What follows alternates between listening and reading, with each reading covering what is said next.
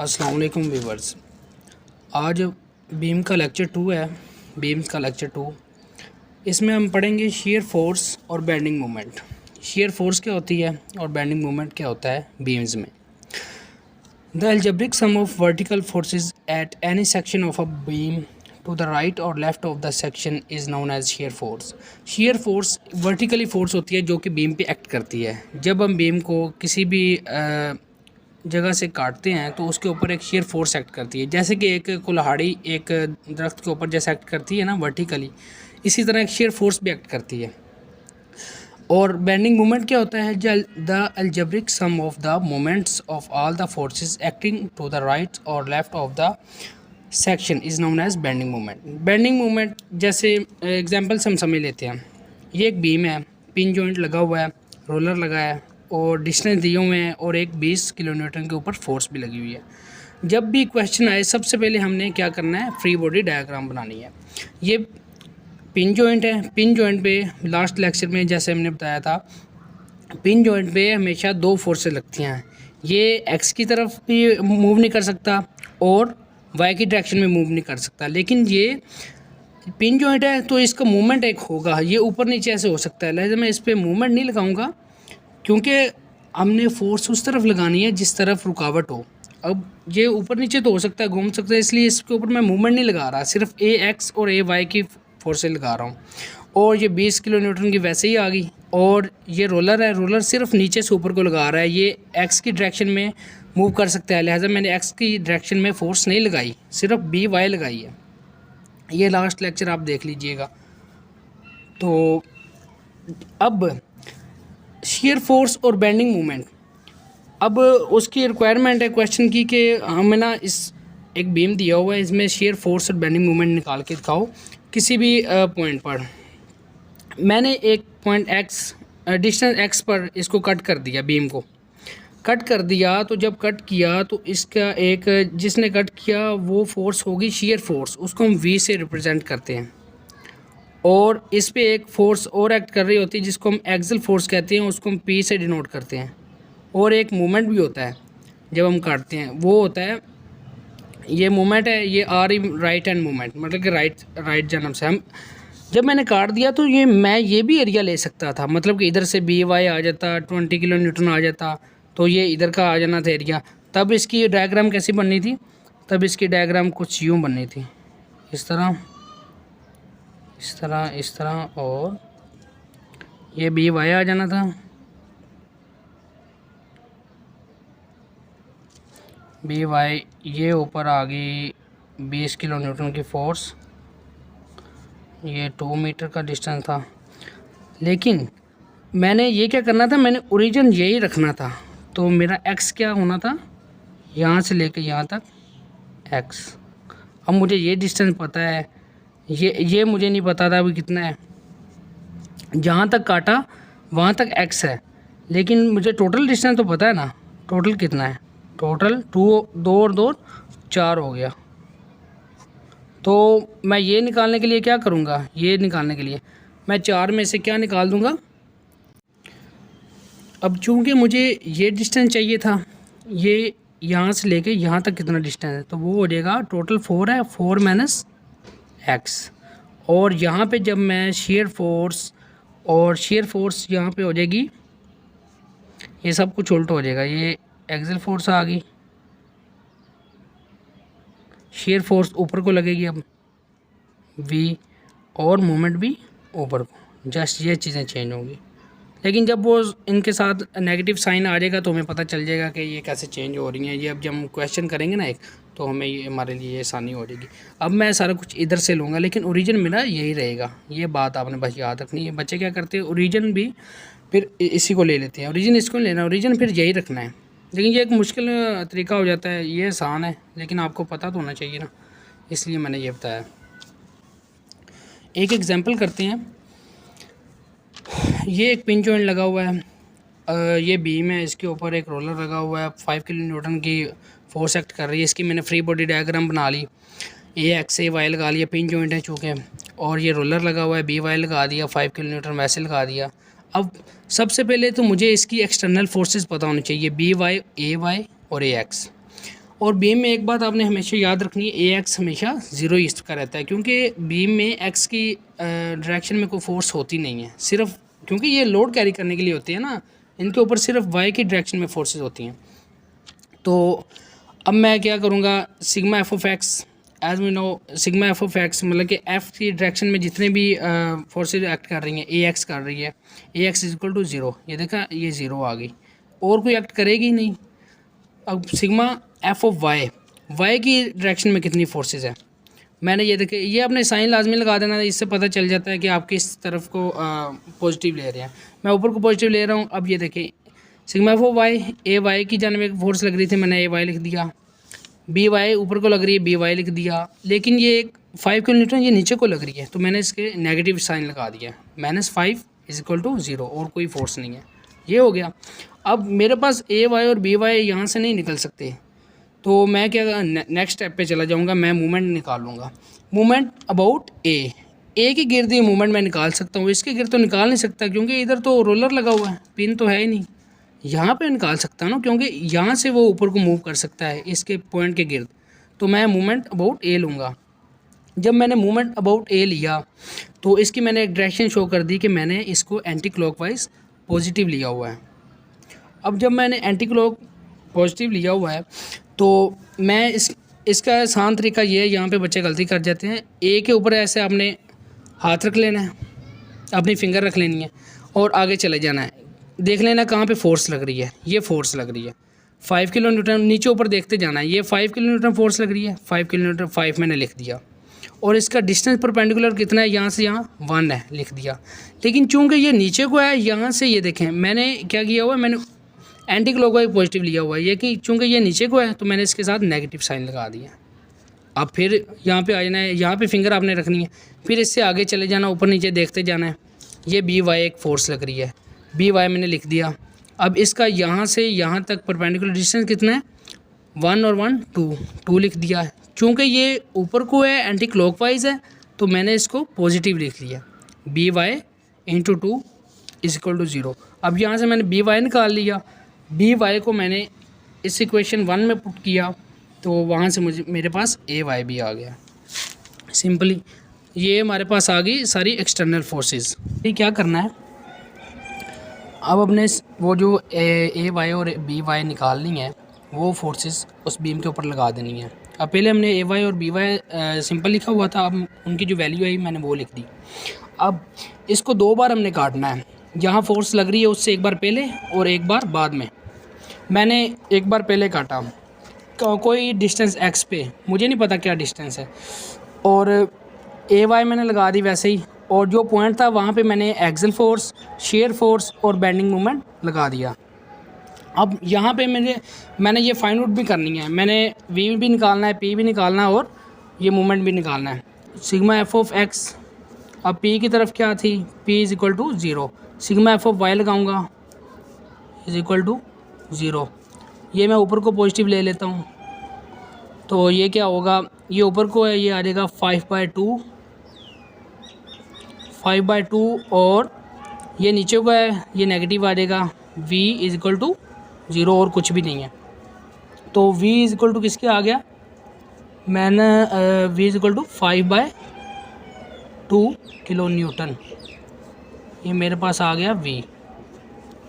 अब मूवमेंट मैंने निकालना है, मूवमेंट अबाउट राइट हैंड, वो राइट हैंड है इसलिए उसको राइट हैंड हमने कह दिया। सिग्मा मूवमेंट सम जो है, इसको मैं एंटी क्लॉकवाइज पॉजिटिव ले लेता हूँ।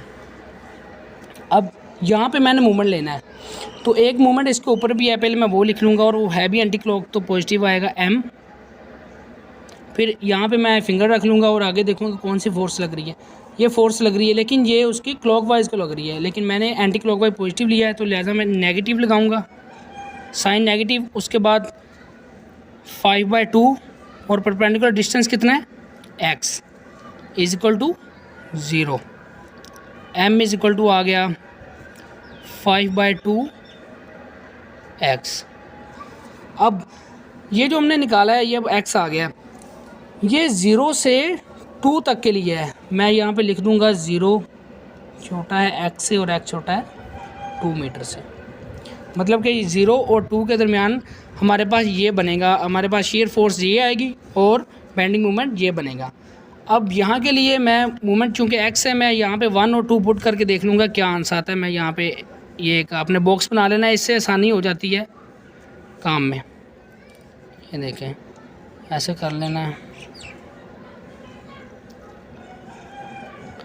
यहाँ पे मैं एक्स लिख लेता हूँ, यहाँ पे m। तो यहाँ पे मैंने x 0 से 2 तक 0 पुट किया x, तो ये क्या आ गया 0 ही आ गया। और फिर मैंने क्या पुट किया 1 पुट किया, इसमें 1 पुट किया तो क्या आ गया मेरे पास 5/2। और फिर मैंने इधर 2 पुट किया तो मेरे पास क्या आ गया x की 2 पुट किया और यहाँ मेरे पास आ गया 5। ये सिंपल वे है बनाने का। जब हम इसके डायग्राम बनाएंगे ये हमें डायग्राम बनाने में मदद करेगा। ये हो गया इसका प्रोसेस। अब मैंने फोर्स लग रही है उससे आगे भी एक बार काटना है, वो अब देख लें वो कैसे काटना है। ये आ गया,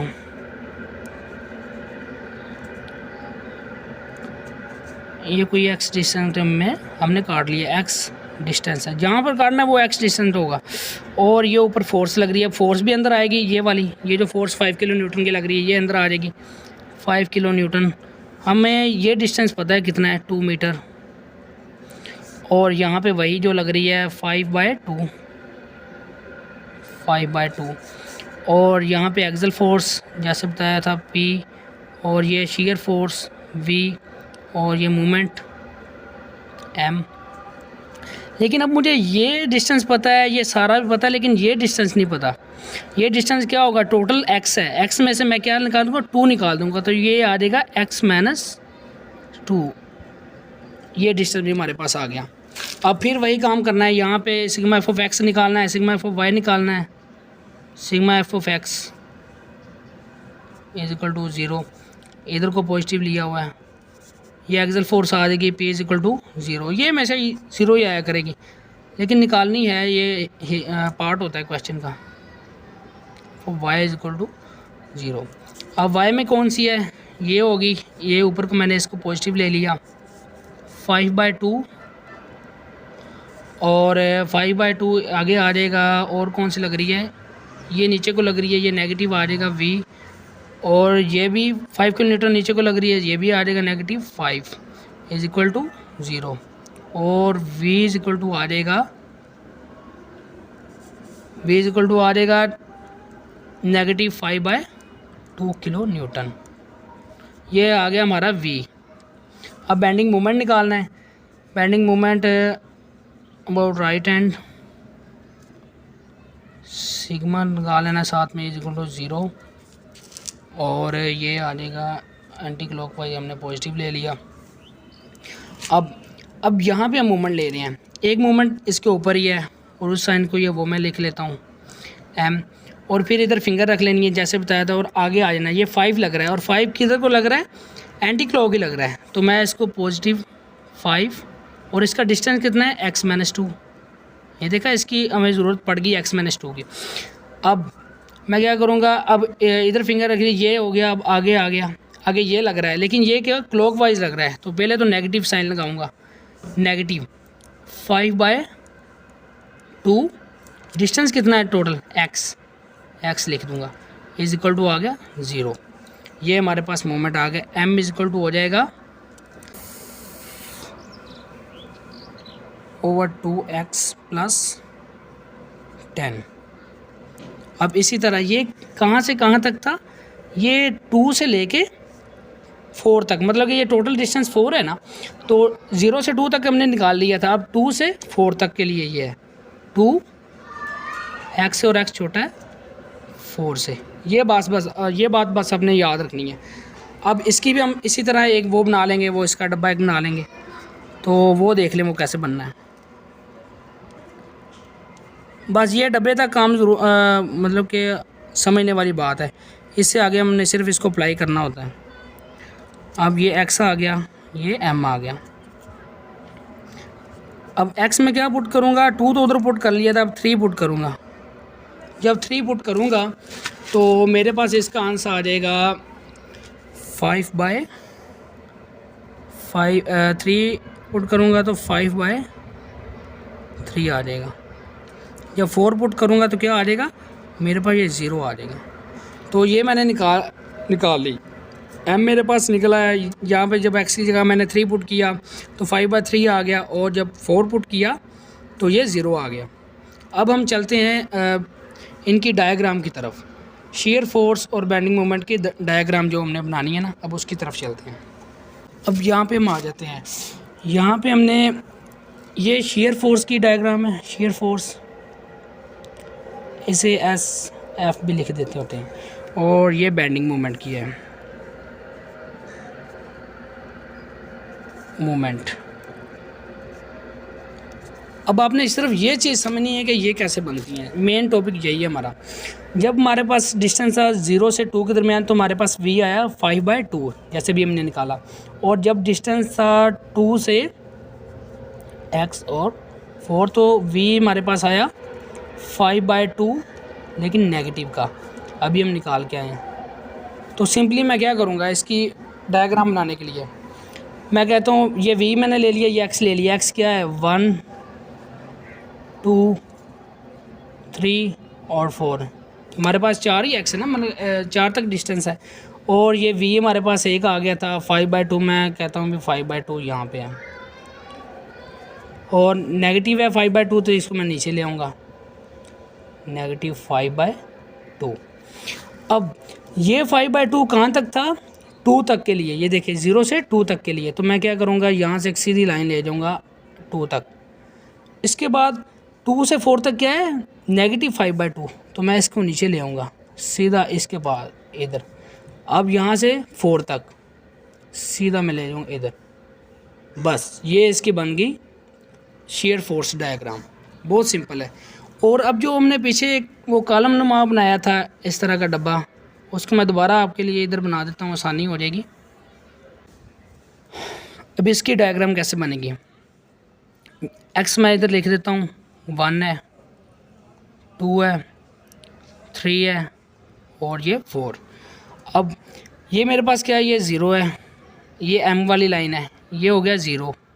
अब नेगेटिव की तरफ इसमें कोई भी नहीं है। अब ऊपर को जाते हैं, 5/2 कितना होता है, 2.5। तो मैं कहता हूँ 2.5 यहाँ पे है, 5/2 यहाँ पे है, और ऊपर आ जाता है 5। मैं कहता हूँ 5 यहाँ पे है। अब ये चीज़ आपने समझनी है। 0 0 का एक नुक्ता आपने यहाँ पे लगा लेना है। 5/2 और 1 ये यहाँ पे मिल रहे हैं। जैसे हमने वो बनाते थे डायग्राम वगैरह, ग्राफ पे जैसे पहले बनाया करते थे, पढ़ा होगा आपने पीछे क्लासों में। 5/2 और ये 1 के दरमियान सामने, और अगर 2 आ गया, ये 2 और 5 ये यहाँ पे इधर, ये आपने एक लगा लेना है। इसके बाद 3 और 5/2 के आगे यहाँ पे ये बनेंगे, और ये जाके वो पॉइंट एक लगा लिया। अब 4 x का 4 और इसका क्या हो गया 0, मतलब कि यहाँ पे। तो मैं यूँ एक लाइन गुजार दिएगा ऐसे, फिर उसके बाद ऐसे ऐसे, ये हमारा बन गया बेंडिंग मोमेंट। ये सबसे आसान तरीका है इस चीज़ को समझने का। और एक बात मैं और जो बताना चाहता हूँ कि एक बीम अगर इस तरह है ना, उसके ऊपर ये फोर्स लग रही है, ये लग रही है, और एक नीचे से भी लग रही है, कोई BY कह लो लग रही है, ठीक है। तो अब मैं इसको कितनी बार काटूंगा, ये चीज़ आपने समझनी है। फोर्स से पहले हमेशा काटना है। ये 2 किलो न्यूटन की है, 2 किलो न्यूटन की फ़र्ज़ कर लेते हैं, ये भी 5 किलो न्यूटन की। एक बार यहाँ से काटूंगा, फोर्स से पहले एक बार काटना है, फिर एक बार फोर्स के बाद काटना है। ये काट लिया, आगे फिर फोर्स है, उसके बाद फिर काटेंगे, आगे नीचे फोर्स है, उसके बाद फिर काटेंगे। कितनी बार काटना है, 4 बार काटना है। हर फोर्स से पहले और बाद में काटना है। ये चीज़ आपने बस याद रखनी है, ये इन चीज़ों में, बीम्स में। तो उम्मीद करता हूँ आपको लेक्चर समझ आया होगा। Thanks for watching.